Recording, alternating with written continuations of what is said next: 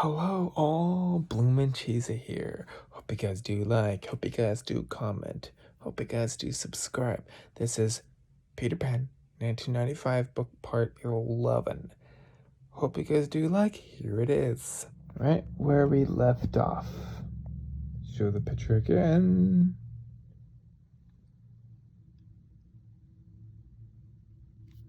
Okay. Fly, Wendy cried from the crow's nest. Please, Peter, fly. No, Peter shouted. I gave my word. As Hook pressed the sword forward, Peter inched back towards the end of the yardarm.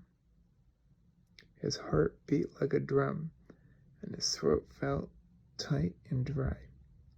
As he looked around, he knew his choices were dismal, either fall into the sea and drown, or be skewered by Hook's sword.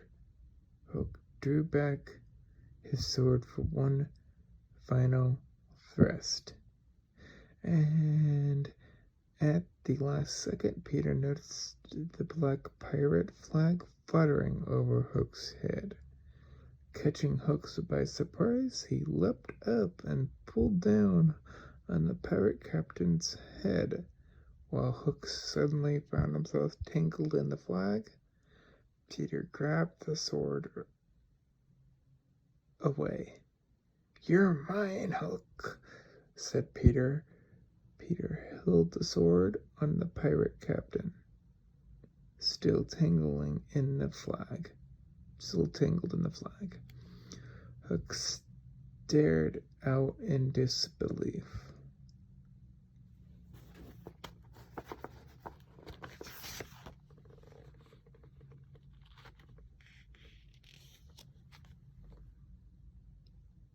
While the boy shouted from the crow's nest, off with his head.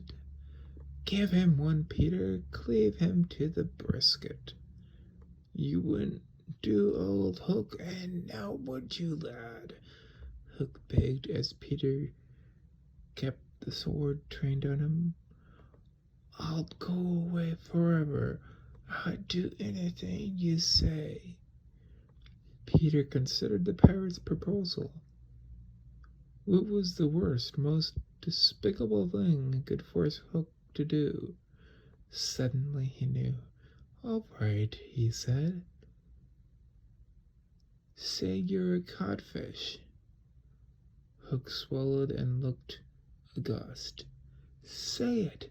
Peter prodded him with the sword. I'm a codfish, Hook whimpered. Louder, Peter insisted. I'm a codfish, Hook cried in disgrace. From the crow's nest came a cheer as the boys chanted, Hook is a codfish, Hook is a codfish. All right, Hook, Peter said, lowering his sword. You're free to go, but you must never return. Hook nodded meekly. Peter threw the sword into the sea and crowed in triumph. Look out, Peter, Wendy cried. The pirate swung his hook at Peter. But Peter ducked in the nick of time. Hook lost his balance and began to teeter off the yardarm. A moment later, he fell off the spar and plunged downward toward the sea and into the waiting jaws of the crocodile. The pirate captain disappeared down the reptile's gullet. Was this finally the end of Hook? Peter and others watched in amazement. Suddenly, Hook burst out of the crocodile's mouth. He cried out for me and swam as fast as he could, zigzagging away into the sunset with a hungry crocodile nipping at his toes.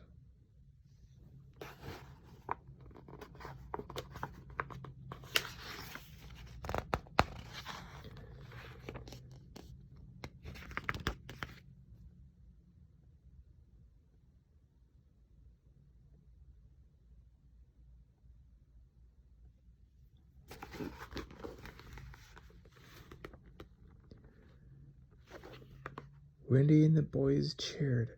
Hooray! Hooray for Captain Pan! Peter pulled on Hook's coat and hat and playfully strutted across the poop deck. All right, you swabs, aloft with the sails. We're casting off. Heave those halyards. Wendy looked at Peter and curtsied. But Peter, that is Captain Pan.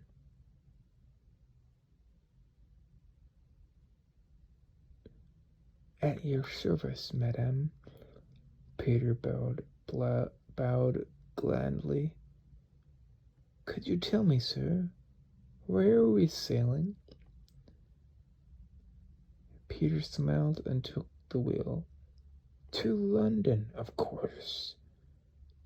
Wendy clasped her hands with delight. Her heart filled with joy. Oh, Peter, she cried happily, then turned to her brothers. Michael, John, we're going home. Man, the capstan, Peter shouted as he prepared to sail. Hoist anchor. Pixie dust. Tinkerbell danced up on the air and sprinkled down pixie dust into a thickening rain. Soon the entire ship had golden glow, and it lifted off into the clouds above the full moon. Wendy hugged her brothers. Behind them, Neverland grew smaller and smaller until it was just a memory.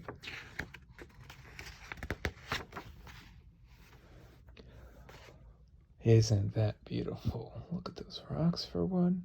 And then it goes into the second page. The flying pirate ship.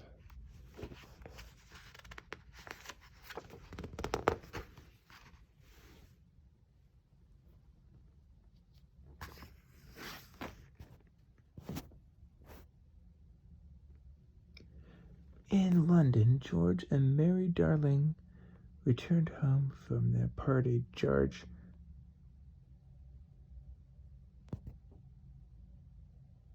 untied Nana and let the dog join them as they climbed the stairs to the nursery.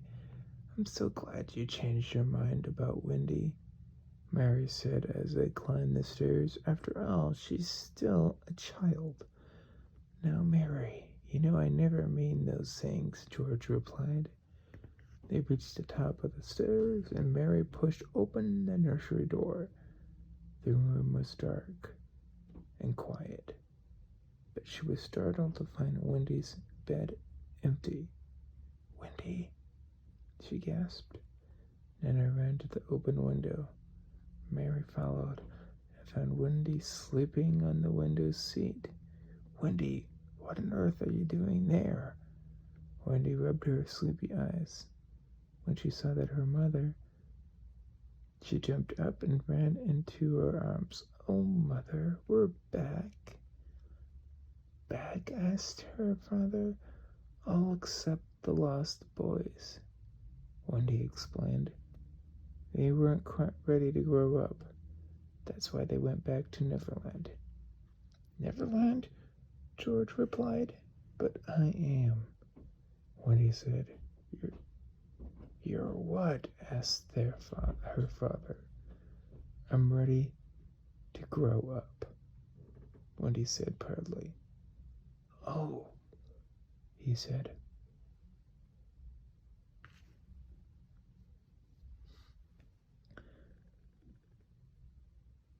Wendy hurried up to her mother, who was tucking the boys into the beds.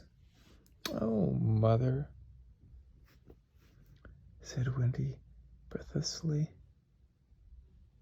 "It was such a wonderful adventure. Tinkerbell and the mermaids and Peter Pan. He was the most wonderful of all. Why, even when we were kidnapped." "I knew kidnapped," George replied with a gasp. "Yes," Wendy nodded emphatically. "I knew Peter Pan would save us. And he did. And we all called Captain Hook a codfish, and then we sailed away on the ship into the sky."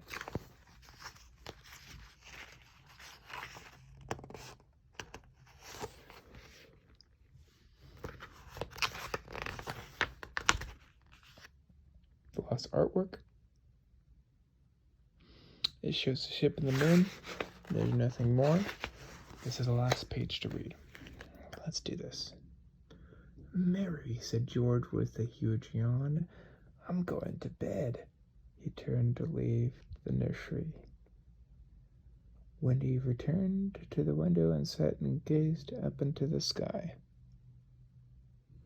"Oh, Mother," she said dreamily, "he really is wonderful, isn't he? See how well he sails the ship?" Mary smiled wistfully as she was just about to guide Wendy back into her bed when she looked up into the sky. "George!" Mary shouted. "George!" "Now what, Mary?" George asked irritably as he stopped at the doorway. But just as he turned and looked back out the window, he suddenly caught his breath. Up in the sky, passing right in front of the full moon, was the most remarkable cloud he had ever seen. It was shaped almost exactly like a sailing ship. George stepped closer to the window, and he felt goosebumps run down his arms. "My word," he said with astonishment. "I have the strangest feeling that I've seen that ship before, a long time ago when I was very young." "Oh, George dear," Mary whispered happily. Wendy smiled, and together they watched as the ship sailed past the moon and on its journey home to Neverland. I hope you like this reading. I hope you guys do like. Hope you guys do comment. Hope you guys do subscribe. Blue Cheese out of here.